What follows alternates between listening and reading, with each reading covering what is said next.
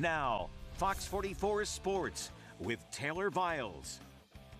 Hey everyone, Taylor Viles reporting from the New Hampshire Motor Speedway, and what a day it was from the Magic Mile. Now, we knew the forecast wasn't favorable for Sunday's big race, but man, we had no idea how exciting it would make it late in the evening. Before the race got underway, the New Hampshire crowd got to meet all 36 drivers in the field as they were introduced on stage. We caught up with a handful of the drivers beforehand to hear their expectations for the race. Some were concerned about the rain and track conditions, others were just excited to get things started.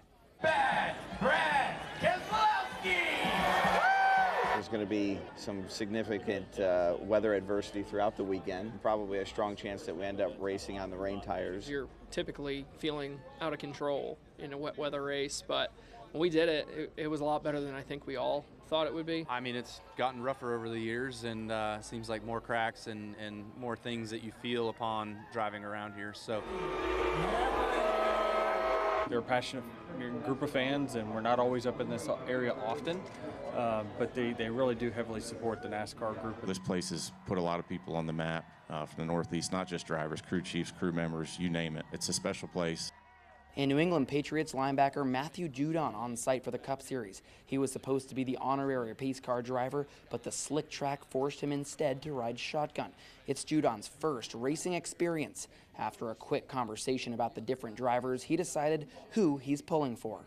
So Brad, Christopher Bell, or Bubba Wallace. You know, I came out just to see like some other high-performing athletes. I ain't never been to a NASCAR race. All right, boys, let's give Judon a show. It's the main event, the USA Today 301 on the line, a massive lobster, and of course, a chance to earn a playoff spot. The race got underway at 2 p.m., which feels like weeks ago at this point. Tyler Reddick did not pit until the stage break, giving him the lead until the rain came around 4:30 p.m.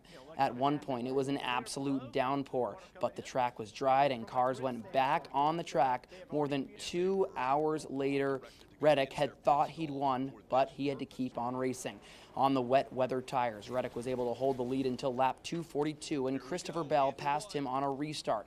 It was absolute craziness when the pack was together, leading to a 6-car pileup, including Bubba Wallace, Noah Gragson, and Austin Dillon.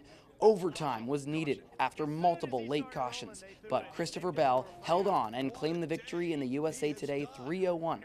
He led 149 of the 306 laps in the extended race. Let's hear from some of our top finishers, starting with our race winner now. What race do we want to talk about? Do we want to talk about loud and dry or loud and wet?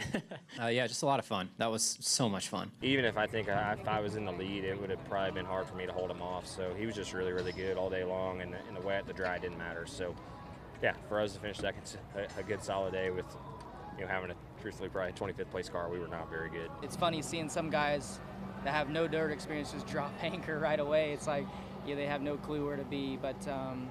Thankfully for us, it worked out early, and I got a big chunk of cars quicker than I thought I would. Now, the focus throughout the weekend here at New Hampshire Motor Speedway was, of course, the weather, but all 3 big races were able to be completed on the day they were originally scheduled for. We just got over talking about the USA Today highlights. Let's take a look at the other races from the weekend.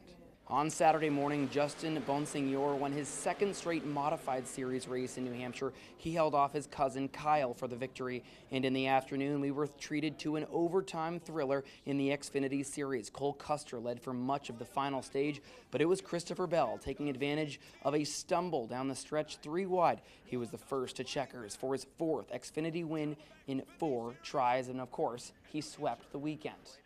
Well, what a weekend it was here at New Hampshire Motor Speedway. This was my first time covering racing at such a big track. Of course, not like Thunder Road. Could not have done it without these 2 racing experts at my side. Matt and Luke, thank you so much for your help. Now, Luke, tell me what your takeaways were from the last couple of days.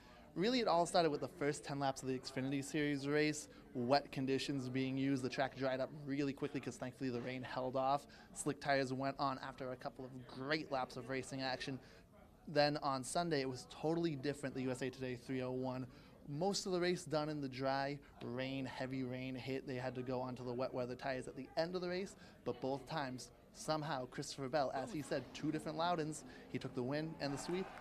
Yeah, well, what an unprecedented weekend it was. And Matt, the USA Today 301, what did you take away?